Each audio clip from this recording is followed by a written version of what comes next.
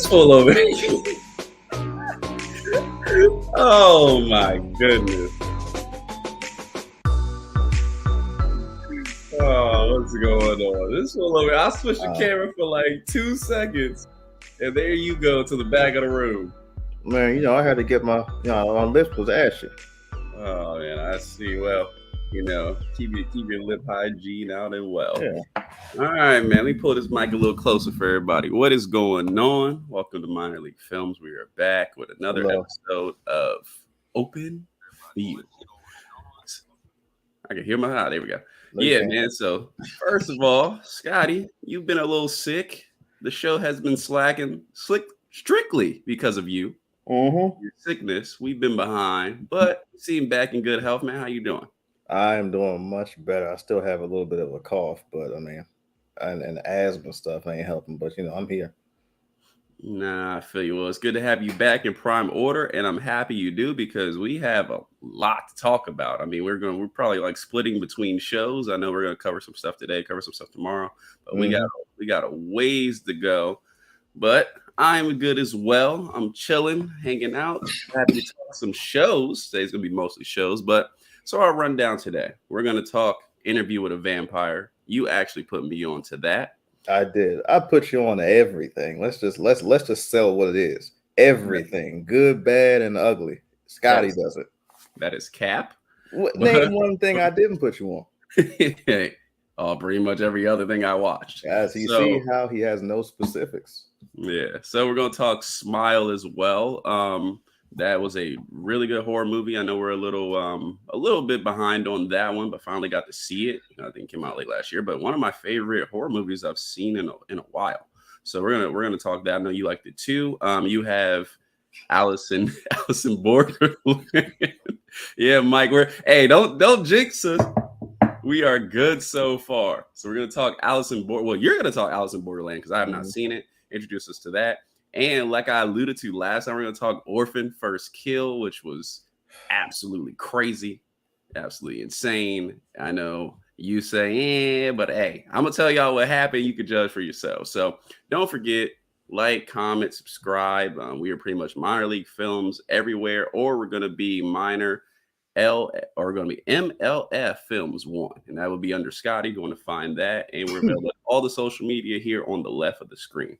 So without further ado, Scotty, you put me on to it, so we're gonna talk about it first.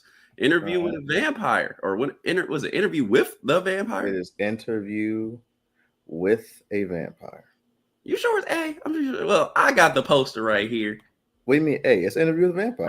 With the Vampire. I knew what it was. I said with the Vampire. Yeah, no, you did not. You in 4K. You in 4K. What is A in the? You know what? Fine. I knew it. But yeah, man. So you told me about this show. Some people may have seen the original. I actually did not. I don't know. I had heard of it, but I had never seen it. And I heard it, it had all the 90s heartthrobs, Tom Cruise, Brad Pitt, Antonio Banderas. Yep, Christian Slater. Him, Antonio Banderas. So all the Mr. Steal Your Girls of the 90s being vampires all in one movie. Sound a little crazy. I had not seen it yet, but I went ahead and checked this out, and man, I have to tell you, I was like, whoa, like it's really, really good. So what we're gonna do is we're gonna play the trailer, and then we're gonna talk about it and go get into it. So this guy's gonna cue that up. Oh, it's queued up. Come on now, you know how I cue that thing up. It's always queued. Boom. You see what I'm talking about? Boom. We here. Right, go into full screen now. My life story.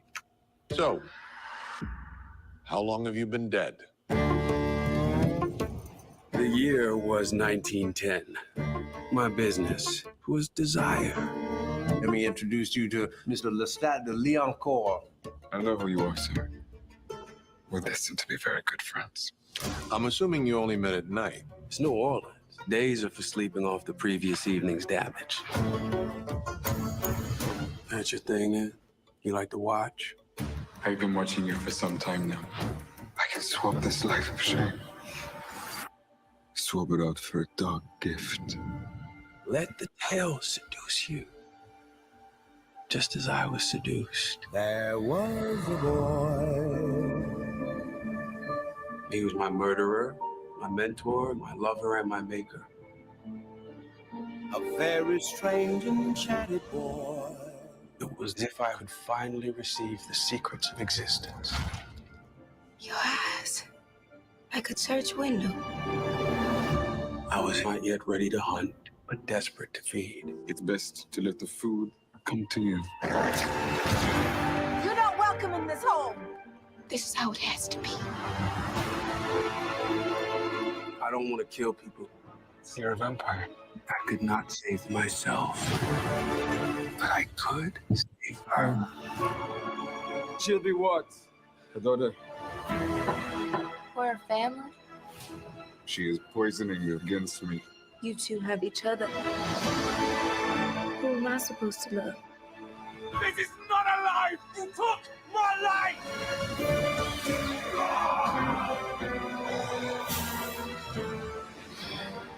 We'll be together 10,000 nights, 100,000. That wig is Ready awful. to begin the adventure of our lives. My companions in immortality.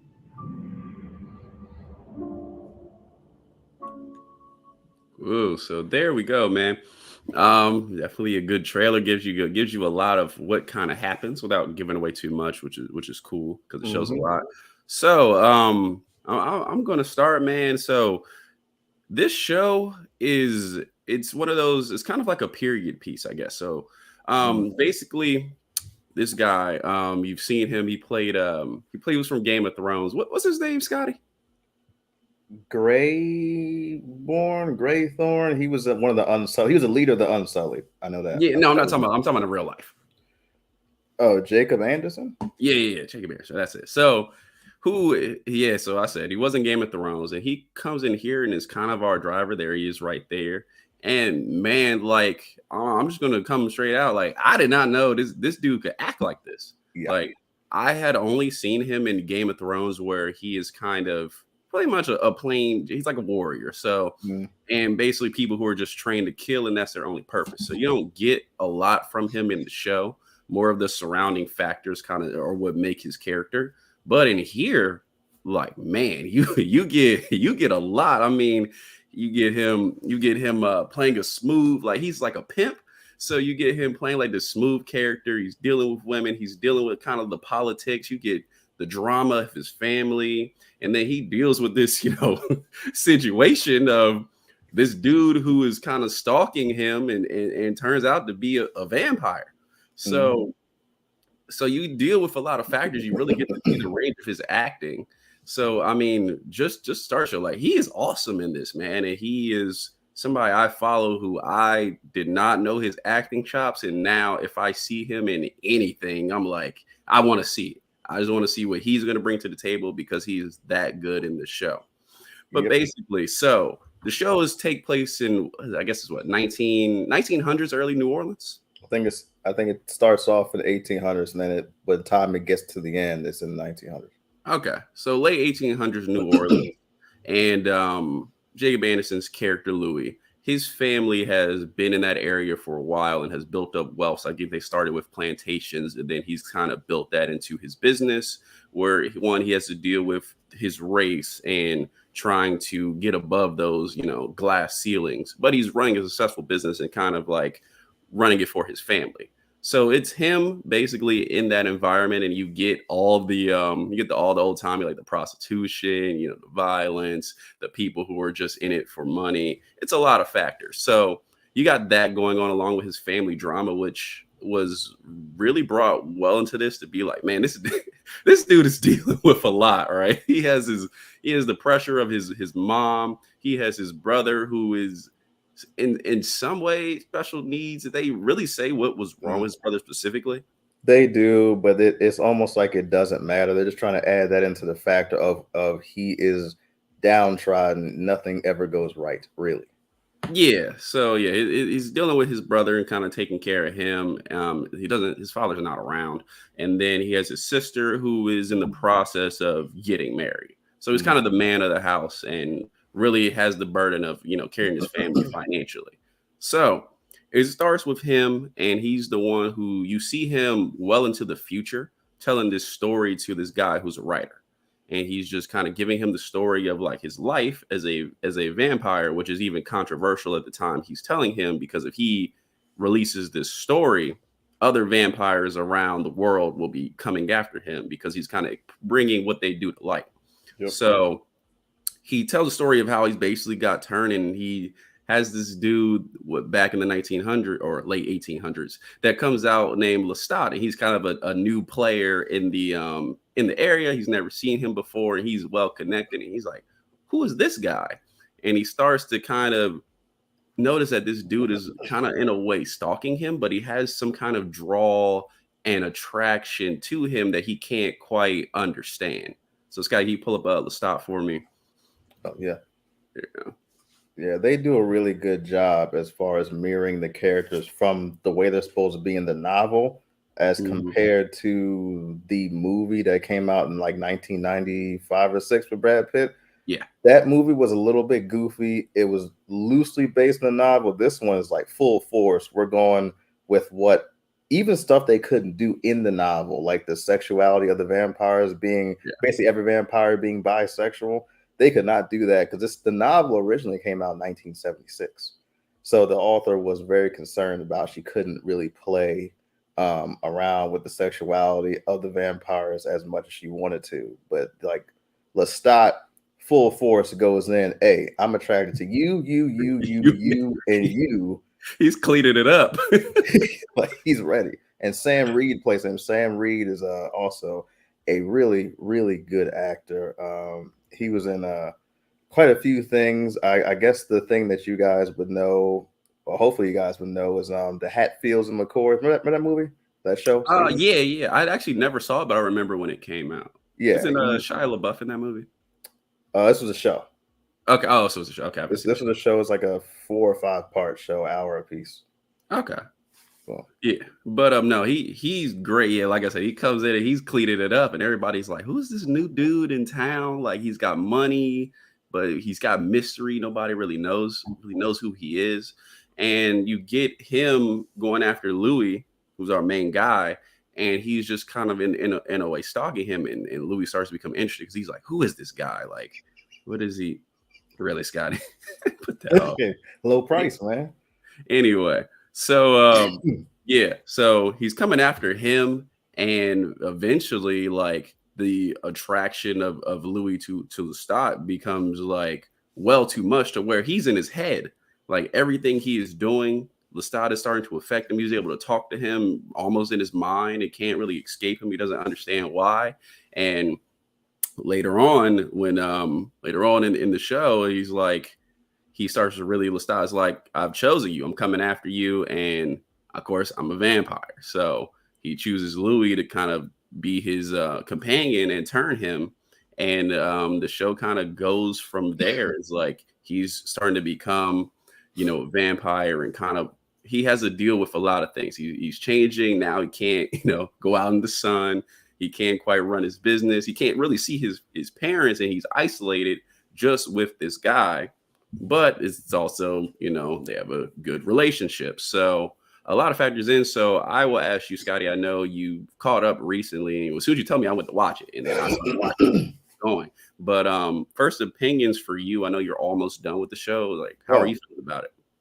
The show is phenomenal. The acting is phenomenal. Even the changes, like the changes with the races and the ages of the character, because they even changes the ages, are really, really, really good. I was kind of like skeptical at first on what they were going to do with Claudia, the character that you saw, the little girl in the trailer, originally played by Kirsten Dunst. In that movie, the 90s movie, Kirsten Dunst was the best character in the entire movie. Like, she was acting her ass off in that movie. And I really enjoyed what they do with her character in this movie. Every character they introduce in this show has a really cool part to play, and they play it very, very, very well. Like, I like how Lestat and Louis play off each other, because Louis is generally a good person. Yeah. Generally. And then you have the other guy who is generally a bad person. And he is like vampire to the T. So it's nice to see Louis try to become his own person. And then you get to see other people of the vampire race. And then you get to see them interact with humans. The whole show, I really don't have any complaints about the show. And you know me, I have a complaint about everything. I don't have a complaint about this show. The nitpick king. I'm not the nitpick. That is your title. I don't have a complaint about this show at all. But I say, yeah, you brought her up. They later on, Claudia gets introduced into as a member of, I guess, the family, and she and she's like, we got them two who they're older, they're mature, they got to that stage in their life before they kind of turned and out of a bad situation. Like, she's a child, so I think she's like 14. Yep. So 14. So when she gets turned, of course, she's dealing with, puberty. I guess she's still coming of age. She's got all this energy. She's just like a different ball of character than we get from those two. And also, she's stuck in like a bad predicament because her hormones are starting to go crazy. But she's stuck like that. So she's like, look, like, long term is like the years go by. She's like, look, you two have each other. Like, who am I hooking up with?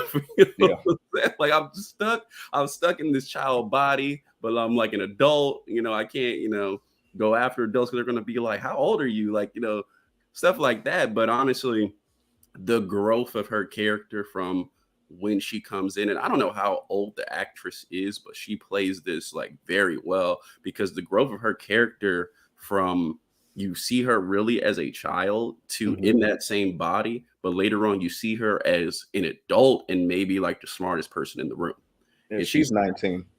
Okay. So, and she's challenging Lestat as, can I outsmart you in certain things? Like, can I, get away? Can I be able to do my own thing? Because I don't want to be, as a child, I don't want to be stuck in this house with y'all forever.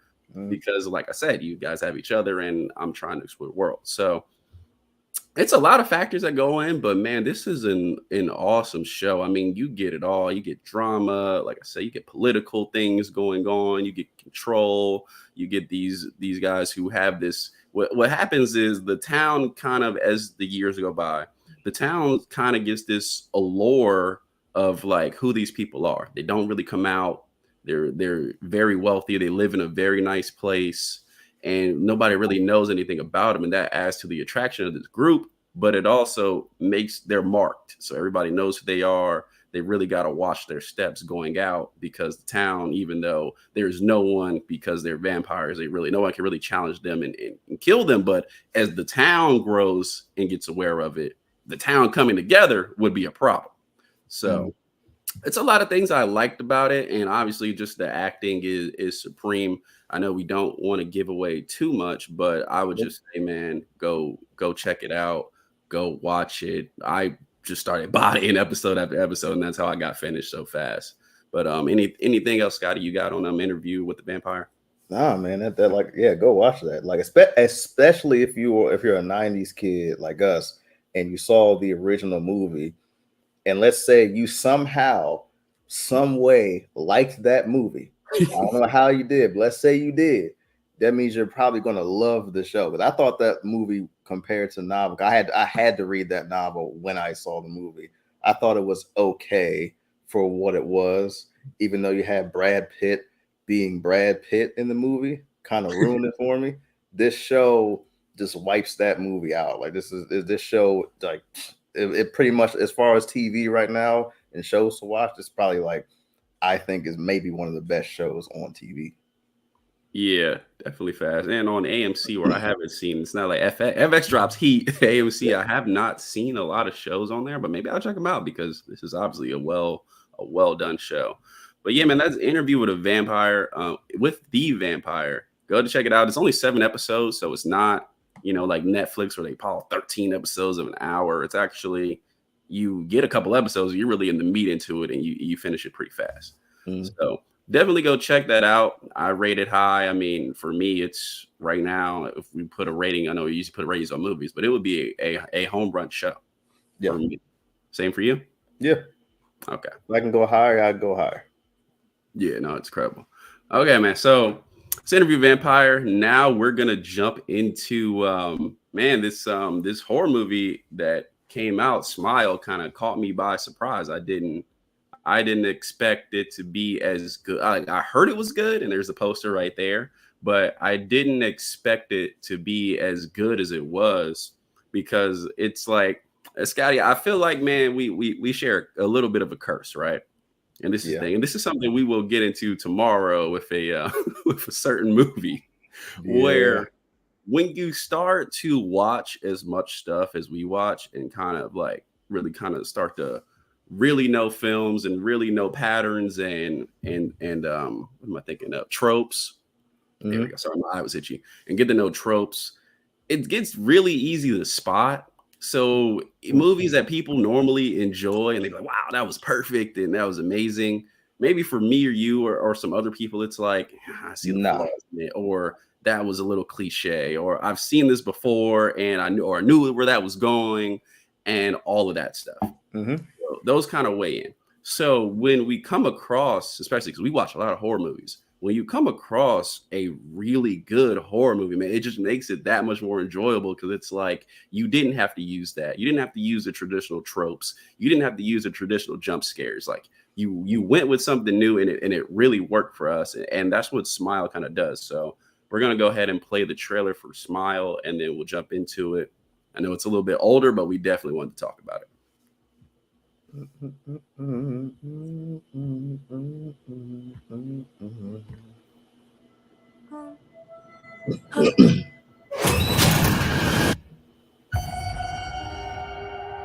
What is it you like to talk about?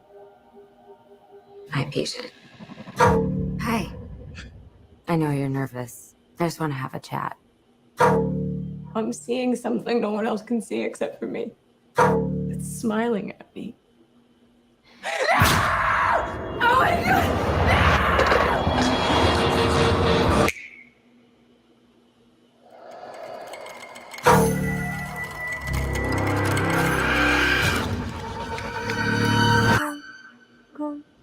Yesterday, a patient in your care died brutally in front of you. My man Kumar. Find an explanation for what happened. It's smiling at me. It's smiling at me.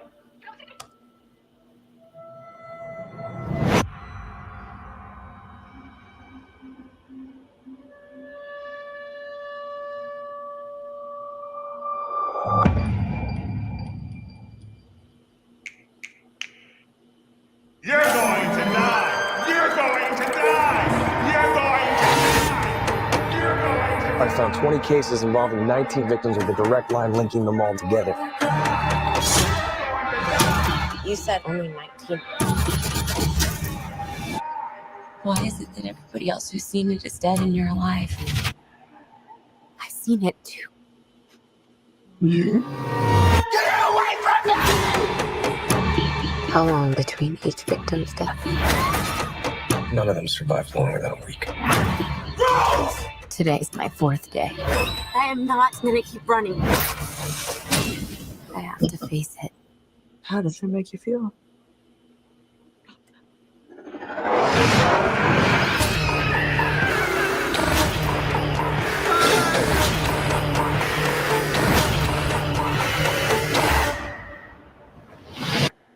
I'm just really scared that something bad is going to happen.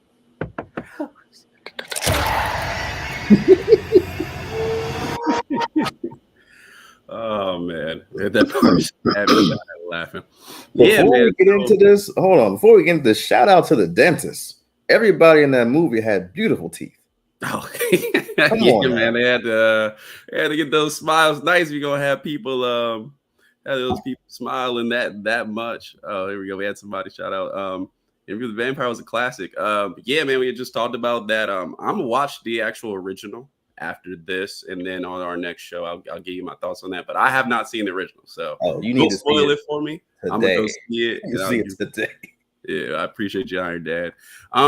Yeah, man. So Smile, using their excellent teeth, man. So this is movie, and what I will give it credit for, it does. You see it a little bit in that movie where there were certain jump scares and something like that, but I think they are paced well. And this movie we can get into. We won't overall just straight spoil it, but we will talk about it. It's been a while since it's been out, so I think we're pretty safe here. So this movie uses what I call a slow burn, right? We have our main character, Sosie Bacon, who is, if you don't know, that's Kevin Bacon's daughter. I didn't know that, actually. Yeah, I yeah, saw the name and didn't even put that together. Yeah, that's his daughter. So she plays Rose in the movie, who is a I guess a therapist. Yeah, she's a doctor. She's a therapist. So she's actually not volunteer. She's working at a place for patients who really can't get help from anywhere else. Kind of maybe like low income patients, which is really cool, but it's also really unfortunate that this happens to her. But she has a patient come in that is dealing with something.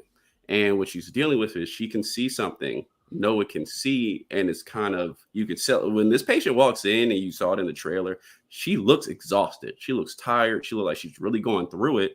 And she says, I'm dealing with something. No one's believing me. I came to talk to you because I can see this thing and no one else can see it. And it's really, it's really bothering me. And I think, something bad is going to happen to me, which in the trailer, like, we see. So why I think this movie is like so good is that it really puts the characters that we deal with, or not characters, but our main character, once she gets, this thing latches onto her, she is isolated. She is by herself because this thing starts to play with her mind to where we see the lens through what she sees, but you would think the characters around her cannot see what she sees. So it's like she's going crazy, but she knows something is happening to her. But the characters around her kind of are like, okay, you're acting very strange. And what we're going to do is, like, we may have to distance ourselves from you. Things start to happen. Like, she goes to a party she goes to her sister's, son's party. And something crazy happens. I'm not going to spoil it here, but something crazy happens. So her sister turns against her. She actually dates one of my favorite characters. What's the dude that plays A-Train from The Boys? Jesse T. Usher. Yeah, man. Jesse Usher is hilarious in this movie. Every time she got a breakdown, he's like, "What's going on?" Yeah. So also too, another thing is this demon or whatever we're dealing with, he really knows how to pick his victims. He picks out people who he knows traumatic stuff has happened to. So when things start to go downhill with them, people are like, oh, you have that, your mom had a mental illness. So maybe it's spread onto you and you're starting to catch that and it's spreading through your family history. And that adds to the isolation. So it is very slow as things kind of progress of, like, little by little stuff starts to happen to her that is very unfortunate.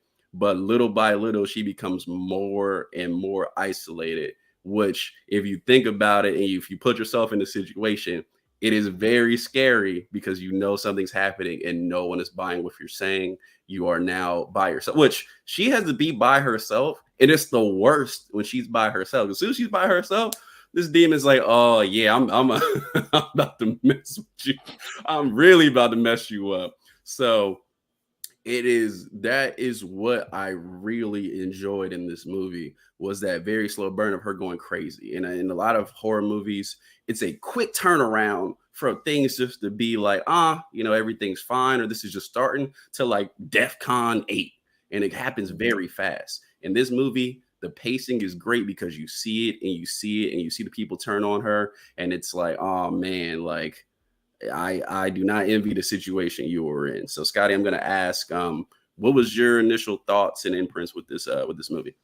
I liked it from the very first scene. Like you said, I was sitting there, I was like, oh, well, we get to see what's going on. When I found out how the killer actually chooses his victims, I thought it was kind of clever. I didn't expect that, because there is a simple solution here, but he almost tries to make it impossible for you to get to that solution. I don't want to give the solution away, and then the acting on top of that is really, really, really good. And like you said, around the main character, every single time something's going on, even me, like I call myself like a horror movie connoisseur. Even me, every time that she went to someone's house or was interacting with somebody, I was like, oh, okay, this is a regular interaction, and boom, it's not. And I was like, oh wow. I said, I did not expect that at all. So Yeah, I man. like stuff that I can't expect. And it plays to that thing. Like, she had a strong neck. Her sister at the end was like, like, it's like that was like, man, it was the funniest jump scare. I was just laughing so hard.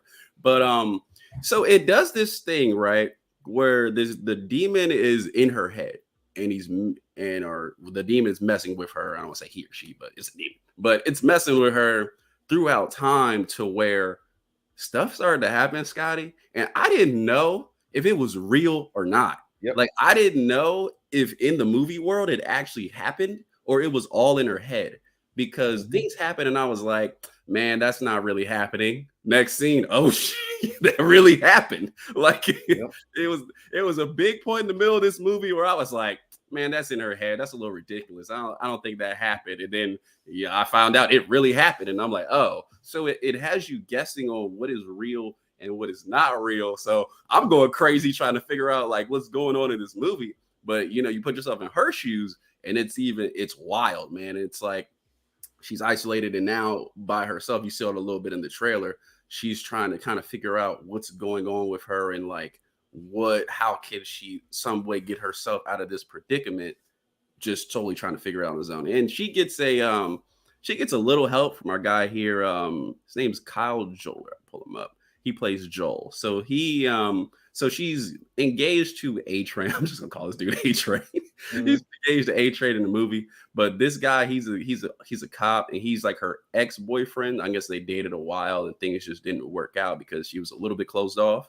And so he kind of sees what happens to her at her job when her patient kills herself, and then he goes to help her out, and he kind of uses resources. So you kind of get in the middle-ish part of the movie a little bit of they're teaming up, and he's really trying to help her, which it's amazing that somebody's trying to help her, because nobody really is. Everybody else is out, and he's like, okay, like I'll use some of my resources and try to help you get through this situation.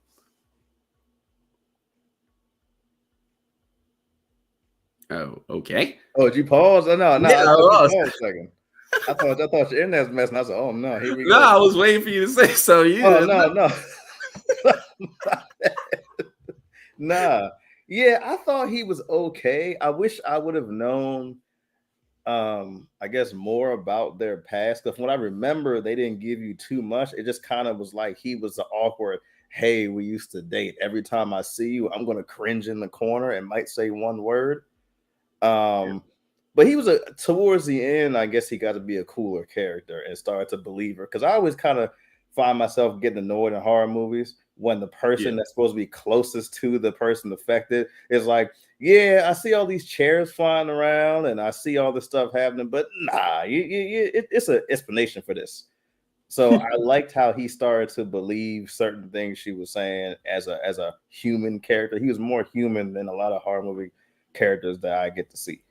Yeah, because he's like, wow, this is crazy, but he's also being empathetic to her situation. He doesn't think she's just crazy because he knows her. So he's like, okay, I know something's going on with you that maybe I'm not understanding. So let me try to understand. And I thought that was very cool, man, with their relationship, going forward in the movie. So a couple things. Oh, I was gonna say also too, I think this movie does a good job of cutting tension. And what I mean is this movie from the very get-go is very tense. It's like what's going to happen next. And I think they do a good job with just like a little bit of humor bits to kind of cut that, because there are some funny scenes in this movie that, you know what, this is actually not a comedy scene, but she is like going so crazy in the movie that there's a scene where like she's just chomping down on this burger because she's been going crazy for so long. She probably forgot to eat. So she's just like grubbing on some Five Guys or wherever she got this burger from. I'm like, wow, she is going crazy because you look crazy eating this sandwich. Yep. But they do a good job of little humor bits to kind of cut the tension and give you like a second to relax before we dive in further and further. So overall, I think this is a fantastic movie. I'm trying to think. There's a couple things that and this movie's a little old, so I think we can discuss a couple things without overall spoil it. But there's a couple things I don't like in here that I'm talking about. But actually, before I do that, you got any words before I talk about those things that I don't have it? I was waiting before we even started this. I was waiting for you to say what you didn't like, because I know the nitpick king always got something to say. I'm waiting for this. Okay. He about to All say right, well, something let like, me- "Oh, Sky, if there was a mouse in the corner that I saw, Oh, and it, you know, you didn't see that mouse, he wasn't standing Yeah, properly." all right. That's what you about Okay, to well, say. Go ahead. let me nitpick in here for some Go things ahead. I didn't like. So some things. Okay, so there's a couple things I didn't like. One, there is a so what it is there is a pattern of people killing themselves. There's a pattern of people killing themselves, and the next person sees that person kill themselves. And that's how it kind of attaches on. So she goes to visit this doctor who was 2 people removed from the person who killed her. No, the person who killed herself in front of her. He's the person who killed himself in front of that girl. So she goes to visit him and goes to visit his wife and starts to talk to her about like, yeah, your husband wasn't really crazy because I'm dealing with what he said he was dealing with. First of all, this lady is like, yeah, I have this research from him in investigating, what was going on with him. Takes him up to this room.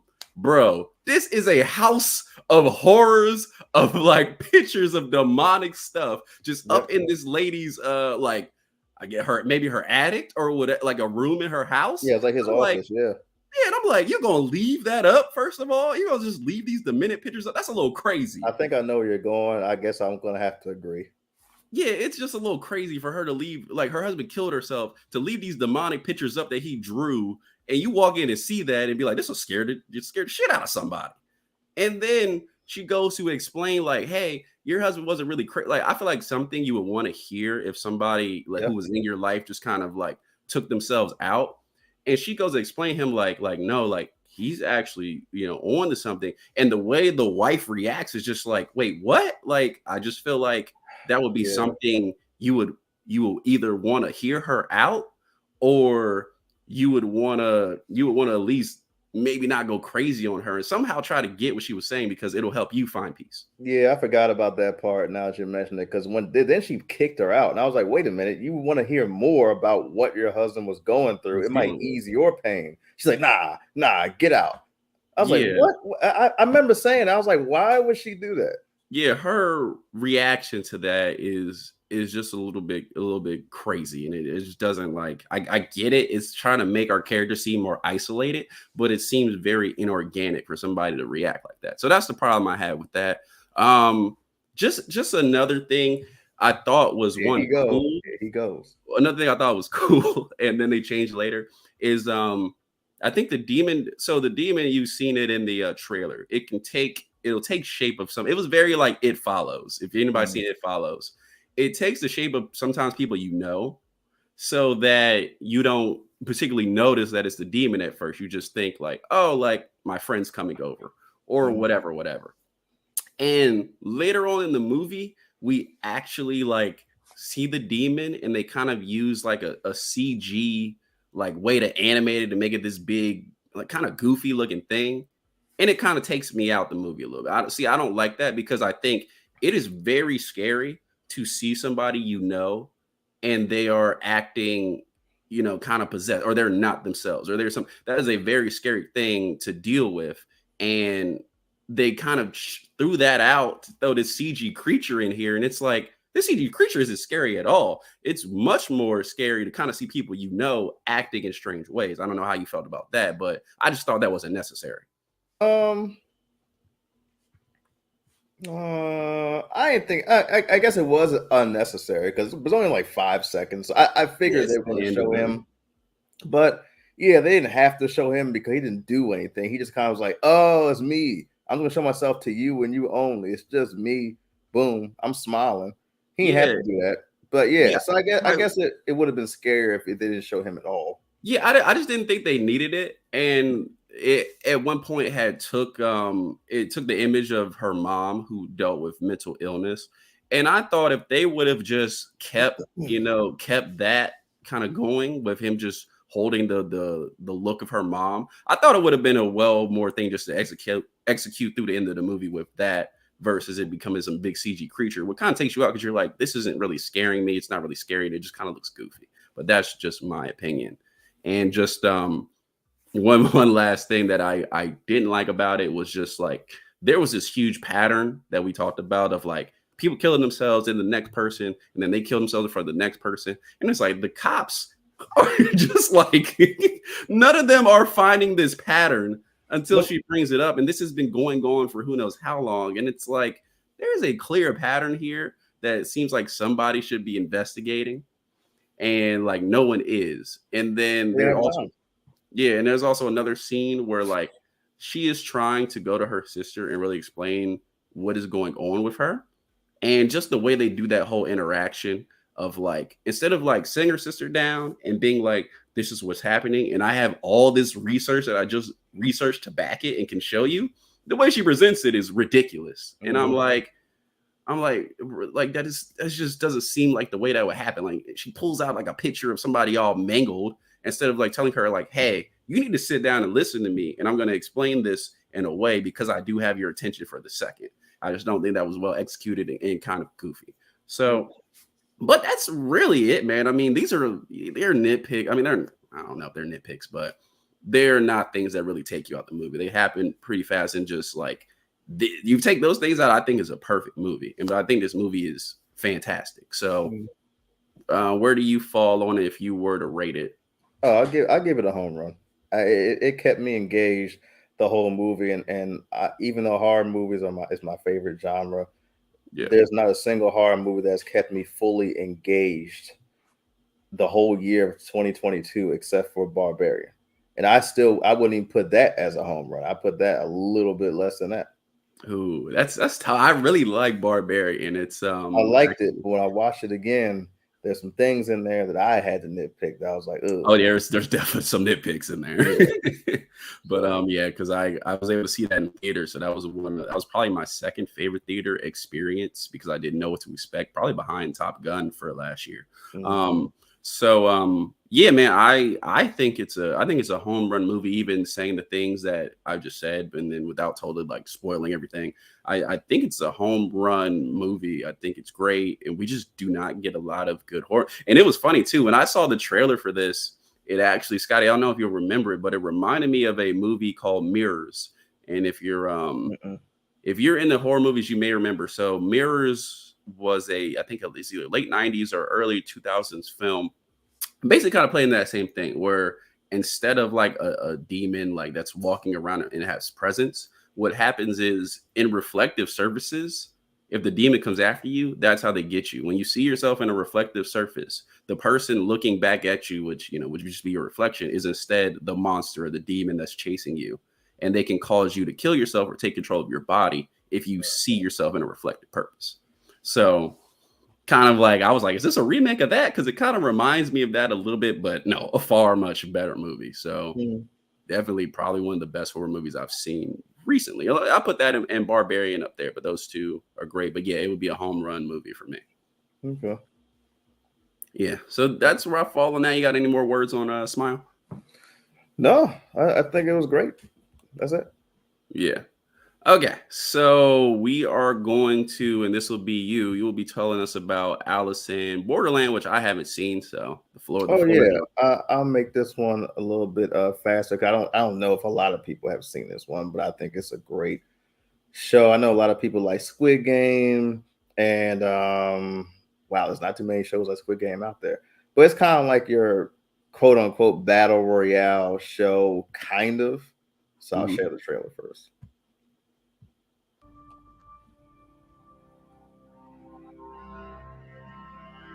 Oh, 俺はただ知りたいんだ。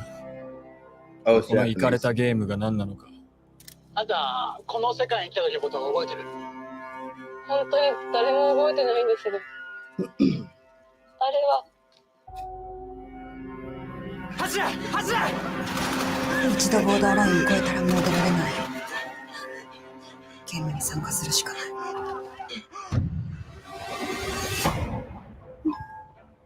あんたたちは何者だ？俺たちはこの国の国民だよ。エフタのメンバーを全て倒すことができれば元の世界に帰れるかもしれない。みんなで一緒に楽しみましょう。全てのゲームが終わったら何がわかる？アリスはそんなに元の世界が楽しかった。今の私があるのはあの時の私が必死で生きたから。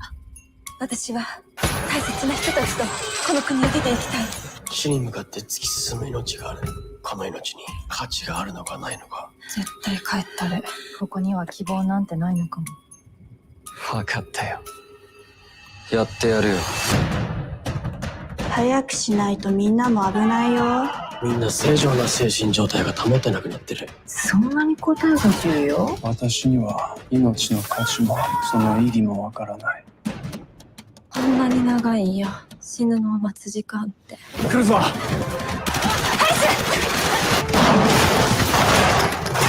ふざけ！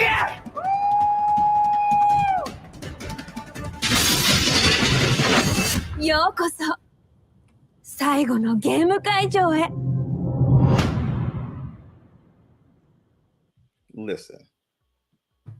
So, yeah, this game is another game. Excuse me. This show is about a kid and his two friends that are just geeks, but the kid that's the main gamer geek, Usagi, or not Usagi. Excuse me. God damn, what's his name? Arisu. Excuse me. Arisu is he's a geek to the point where his dad keeps setting him up with job interviews. And then he's like, oh, yeah, I'll be there. And he's too busy playing Call of Duty. And he misses a job interview every single time. So him and his friends just go to sleep and wake up one day, and there's nobody in Japan. Like, it's just them three. That's all they see is them three. And there's somebody just shooting. So it turns out a big screen comes up, and it just says they have a game to play. And it'll tell you the rules. And then it'll tell you what happens if you win the game. So they end up meeting other people that have been transported there. So far, you haven't figured out why these specific people have been transported there. Just imagine, like, out of like 10 million people, it's like 1,000 people out of that 10 million people have been transported here to win a game. And every time you win a game, you get a card. And you might get like a 3 of hearts, but you have to keep going until you play like a game that's like the 10. So once you get to the 10 of hearts, like that's the highest difficulty. And then you win a whole bunch of points to get transported back to the real world. So it just goes on. They meet new companions. They meet an athlete. They meet some really, really weird people. They meet one of my favorite people in like anime plus the history of all kind of shows, like Nejiro Murakami is this guy's name. And he's my favorite character at any show because he's just like, you remember Naruto there? Yeah. Remember Shikamaru? Yeah. That's his character. Every scene he's in, it could be 1,000 people shooting bullets at him. He's nonchalantly walking. He's like, oh man, this is bullshit. Why am I here? That is like, he's like the best. Season 2, Right. they repeat, know. Repeat what you said. Your sound cut out. You said start that over. Start whatever. What you were just saying. Oh, I was saying he's like Shikamaru. Every time anything happens, when someone's shooting at him, it could be 18 lions coming at him. He's giving a light jog or a steady walk. He's like, oh, this is some bullshit. Why am I here? Oh, this is crazy. I'm tired. Oh. Yeah. So he plays a nonchalant character. And then they have the guy, the Arisu, who is like the slacker, but he's very, very smart. He knows about video games. And he just goes along through both seasons, them trying to get back to the real world with their very few companions that they have, and every game is wacky. Like as you saw in the trailer, they have a guy that's just naked all the time. he's just naked. There's no explanation for it. He's just naked all the time. That's his thing, And they start to play. They even play games as simple as tag, but it's tag like times 20, where it's like guns are involved. And you can knock the person out and all kind of stuff like that. Like it goes from mild to real crazy stuff. Like it goes, they got detective game. Every game's random. And so I thought it was cool. At first I was like, this is another kind of game show where, I've seen a lot of Japanese game animes and stuff like that, where they get transported somewhere and everybody's got to compete, but everybody can't win. So it's going to be generic, but it's not. It's not generic at all. Like this is like the premier game thing. I saw Squid Game. I liked Squid Game. But I've seen that stuff since I was a kid, since I've been an anime fan. So that was nothing new to me. And so it wasn't that original. This is more like to the original formula of where it came from, like from Japan. So I really, really enjoyed the show. And I love shows where main characters get killed off. Yeah. I hate the shows where it's like, oh, I'm going to watch this show for 100 episodes and none of these people are going to be in any peril at all. They're in peril every episode. Now that actually makes for a good show, because some of the better shows leave you predictable of like who's going to die. I mean, that's why I love like Game of Thrones so much, because it's like you may follow a character for a little bit, they gone, and that kind of adds to the suspense of your character, because it's like, man, I don't even want a favorite character because they might be out the show and I'm gonna be upset.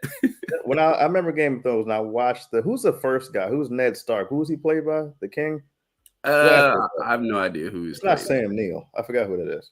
Yeah, I don't know either. But when he died, because at first I was like, oh, I've seen this before. But when he died, I said, hold on a minute now. I said, they let him die? That's a big name actor and he's the king? Whoa. Yeah, right. So that's kind of like this, like main characters that you think you've loved and you got to know for so long, boom, dead. And they'd be dying in regular ways, not even like a way where the music has to play when the person's falling and you look into their eyes and tears. No, it might just come back behind him, slap him, and his head hits the ground. Yeah, well, if you're playing tag with guns, people gonna die. Yeah.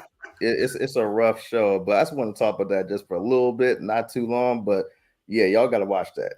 It's on Netflix, and it's a great show. I'm surprised it's as popular as it is.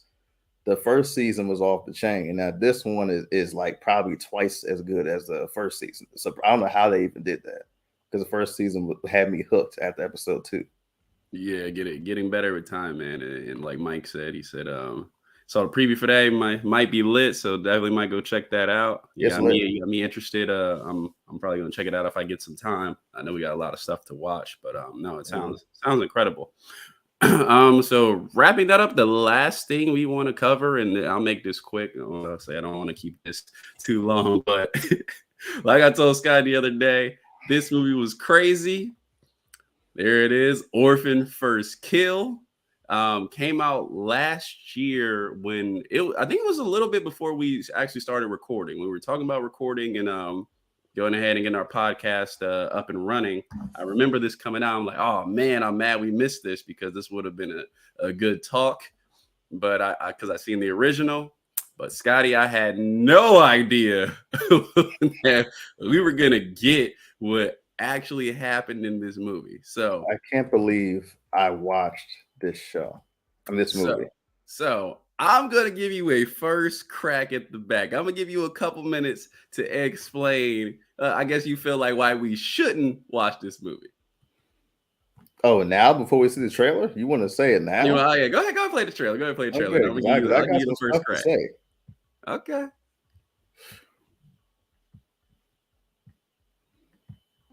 What is he doing here? We found your daughter. She's alive. Be prepared for changes. We have a child therapist that she'll be working with. 4 years is a long time. What she needs right now is our family. Esther? Sweetheart, it's Mommy.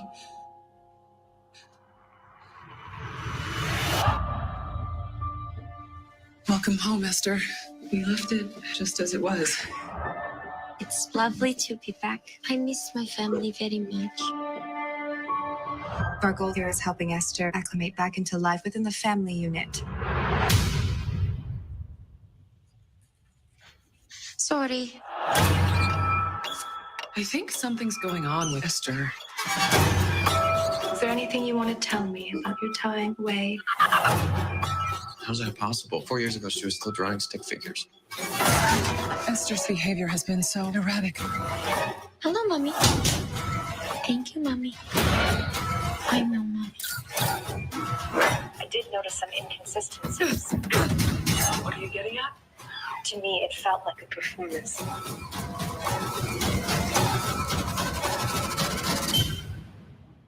If you're not Esther, who are you?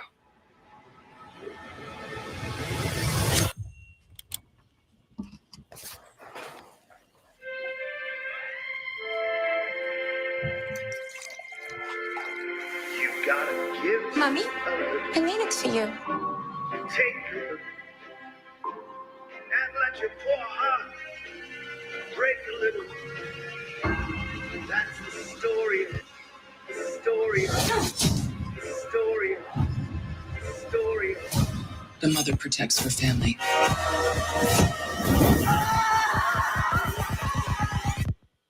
No matter what. That's the story of. That's the glory of love. All right, so there we go with the trailer for Orphan First Kill. Like I said, we'll keep it quick. So, Scotty, go ahead and give us first track of your reaction of this movie. You don't tell me to watch a lot of things. So I watched this without complaining. Wait, hold on. That's not true. I tell you watch all kind of stuff. Okay. You just don't watch it. Well, I watch it. I watch it. This is one of the ones you actually watched. What I'm saying is the volume isn't that heavy. Like I can watch the things you tell me to watch along with the things I actually want to watch. Mm-hmm. I usually don't complain. This one, as soon as I saw it on the TV, it was on like Paramount Plus.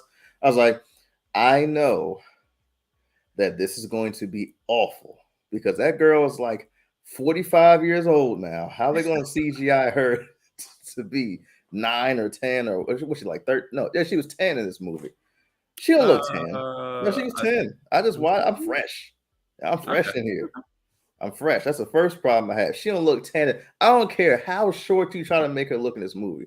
She looked like she is at least 20. At least. She don't look 10 to you? She looked 28 now, right there. That is 28-year-old cheekbones right there. Isabel, I forget her last name, but she plays the orphan character. So that's yeah, her. And she's been pretty good in other stuff. She was in you ever seen the Escape Room movie before? No, I'm not watching. I seen a little bit of the first one. I'm like, this is absurd. Oh well, you ain't seen nothing. It's the second one, but she played a main character in the second one. She did pretty well. Yeah, Isabel Furman. Yeah, Isabel Furman. That's her name. This movie starting off, I actually said, okay, this isn't that bad starting off, but immediately, like went to murder immediately. Like the first scene when was she in Russia? First scene, someone came there, just said hi. She got the strap ready. Yeah. Ready. So right then I said, okay, I know where it's going from here. And then it went there. She went to America, went back to her family, or went back to a family. I saw Julia Stiles' face. I knew where it was going when I saw Julia Stiles' face. Julia Stiles is in nothing good besides Save the Last Dance, and that movie probably is trash now that we're older. Then it progressed to the daughter having a mouse in her room. And we got to talk about this mouse. We got to have a real discussion about do this we have mouse. to have a real discussion about I said keep it short. I'm trying to keep it short. But basically this mouse is like a genetically engineered specimen like Rocket from Guardians of the Galaxy. Where did she find this mouse from? And the way it kept escalating, it got sillier and sillier and sillier. And then it had a big twist I did not see coming.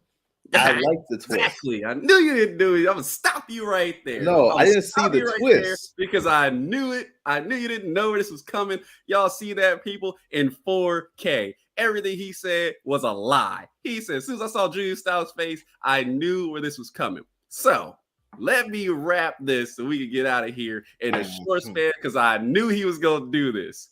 Okay. This movie plays out how you think it would. It is that very goofy, traditional, like horror orphan. If you've seen the first one, man, it's the same stuff. It's stupid. She's in some psycho asylum. You got a dude who is trying to molest younger girls in there. Of course, he has to die. You got her doing, serial killer stuff like movies do, like unrealistic, all that. Fine. We get to America, right? And questions start to appear in your head. You're like, wait, like you're gonna tell me you are a random child and these people don't know, like they can't tell that's their child. Like it's stupid. It is stupid. It's like you can't tell, and everybody's reactions is like, okay, y'all are really buying, except the dad, because I think he was just so sad. Because what happens is this family lost their child when their child was like 4 years old or 6 years old or something very young, and then like 5 years later they say, hey, we found your child. So when this child comes back, it's like, all right, like y'all telling me by her voice, she has a different voice, she has a different accent, like y'all can't tell. But no, the movie. I gotta apologize. Orphan director, I was not familiar with your game. All right.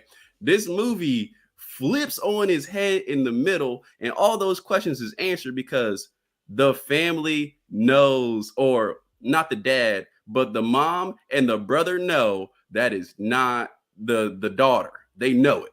They know it because in the middle of the movie, the mom kills the detective who finds out, because he's had inklings that this is not her, that it's not her, and the mom shows up and kills him, and is like, and you're like, wait, what? Like, where's this going? And she was like, look, what's the orphan girl's name? I forget. Yeah, she's like, look, Esther, I know you're not my daughter, but I'm trying to make my husband happy because I've been dealing with him in sadness for however long. So you need to get your stuff together because we got you. You're in a rich house with money. You got a great situation. All you got to do is play your role in this. Like, now wonder all this stuff that didn't make sense, before start to make sense. And that's a huge twist. Nobody saw it coming. It was a really good twist. It was a great twist for a average horror movie as we get. But we're gonna have to talk about this mouse. Okay, we can skip over the mouse. Oh, so anyway, okay. From there, you kind of get a little bit of where the little girl, who's actually an adult, as we all know, wants the dad like she did in the original one we got. So she wants the dad. So it's kind of a battle of like the mom and Esther are like kind of fighting it out. And then the brother, who is crazy, who he's the reason something happened to the original daughter. And then you kind of get this like, well, is there like, how are y'all going to figure this out? Because it goes from that point to where she's like, look, I just want the dad, forget y'all two, and we all trying to kill each other. So the movie just straight gets crazy from there. And that is the part, the drama and the characters' interactions with each other is what makes this movie a must watch. It is that crazy. Obviously, I gave you the twist. It is that crazy. That is why I said it's a must watch. So yes, now lie some more. I'm never going to say this is a must watch because I still don't think I had to see this movie. But I will say one thing, and it's one thing that I've been itching to say this whole time. And I've actually already said it. I'm still itching. We got to talk about this mouse. Oh my, okay. The mouse was ridiculous. No, don't make it simple. Let's go into details. This mouse just shows up out of nowhere. It's like she has a room, and the mouse just comes out of nowhere in a room and starts. He acts like he's her pet, and she's feeding him. It really doesn't. Mouse. It didn't need to be in the movie at all. They use it. Rocket Raccoon Mouse. Okay, they use it for a plot point later in the movie to kind of turn the characters against each other. So that is the purpose of the mouse, but they didn't have to have it that ridiculous. Or they could have just got her a pet. Like that mouse is there's ways around. Smart. It's not only the too smart. The mouse says, "Hey, can I get some food?" She says, "Yeah." Basically, the mouse is smart as hell. I've never seen him. My uncle used to all the mouse does is come out and eat, man. All the mouse didn't just come out and eat. It came to the gate and was like, "Hey." It was like this. It was like, "Hey, where the food at?" He's like, and she was like, "Oh, you want some food?" This is a prime example. Y'all want to talk about nitpicks? He's going on for 20 minutes about a mouse. Don't nobody care about this mouse. Listen, y'all didn't see it because when I saw the mouse, I knew where it was going. It's a fantastic twist, which makes the watching experience. But I'm going to go ahead and get us out of here. Y'all been hanging with us for about an hour. We haven't done the show in a while, so I appreciate it. I will cut him out because we'll be talking to mouse until an hour 30. So anyway, everybody, I appreciate you joining us. Just to wrap up, so upcoming, we are going to talk about Avatar tomorrow. Yeah. I finally went to see the movie in 3D, got the full experience. Obviously, like it's gonna be a rant show. It's gonna be a rant show. Scotty talked about it. He talked to me about it before I seen it. He saw some problems with it. I saw some problems with it, and we are gonna elaborate that. So we're gonna do a rant show on Avatar tomorrow. We will do that. We will also be talking about the You trailer because you have not seen You at all. That's on Netflix. I'm gonna start it today. Yeah. As a matter of fact, after the game, after the Vikings and Ravens game, I'm gonna watch at least like the first 5 episodes. Yeah, get through a few episodes. I'm telling you, it's like when a friend was watching it and I walked in on like a very bad part of the show, part I still don't like, but I was like, this looks goofy. And then they were like, no, you need to watch this. So when I sat down and watched it, I was like, whoa, like this is You know, One of my he top told me 3 to shows watch on a Netflix. lot of things, and one of those things was an Orphan first kill. Oh my goodness. Anyway, I'm just saying. Come on now. Anyway, go watch you, man. We were talking about the trailer because season 4 is coming out, so we're going to talk about that. And then we'll have some more movie reviews and stuff for you. So going ahead and wrapping us up. Appreciate you coming through, Mike. And as always, man, go check out Mike is always down. That's what I'm talking about. Yeah, go check out his college Mike football could content. be on his. Mike might be on his deathbed. He still finds a way to come to the show. Yeah, he always shows up, man. We appreciate my guy. So yeah, we got those 2 things coming up. And don't forget to like, subscribe, comment, Scotty. If they want to find you, where can they find you at? You can find me on Instagram at ScottyGetDown1 or TikTok at K Corona. I'm so glad that border's down there, so I don't have to spell K Corona. There it is. And where can they find you, man of men? You know what? One thing, we always talk about the names I have different times. Who is Flyknit Johnson? How did we get there? Who is City Boy Quentin? How did we get there? Yeah, so Flyknit Johnson which you can find me on Instagram, man. It was actually a name I picked up working at the Nike store.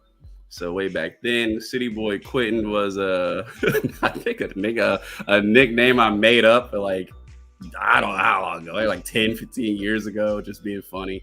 So yeah, that is actually where that comes from.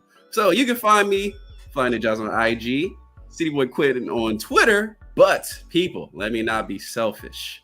You've talked to Scotty, you've talked to me, but hey, I want to reach both of y'all. You can find us, and you see it down below at Minor League Films or MLF Films 1, and we're going to be that on everything. So it's going to be one of those 2 as I put down usually in our show border. It's going to be down there. So you can always find there, but also don't forget to email us at minorleaguefilms.com. People, we will watch whatever. If something's crazy or something's entertaining, you may say, hey, go watch this. We'll go check it out. We'll do a movie review about it, man. We're never short of ideas. We got tons of movies, but we will make time for you. So you want us to check out something, you let us know. And that being said, and we're going to go ahead and get out of here. Thank you for joining us at Minor League Films. Thank you for enjoying our great theme music we got going on. Scotty, got any final words for the people? Well, I'm going to ask you first. Do you have any final words for people? Yeah, show up to Avatar Rant tomorrow. It's gonna be a crazy one. Man, I ain't even gonna talk about the way. Hey, everybody, thank you for joining us. We are out. Well, hold on now. I didn't get my final thought in here. It don't matter.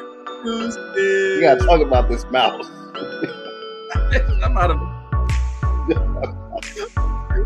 here. We are out of here.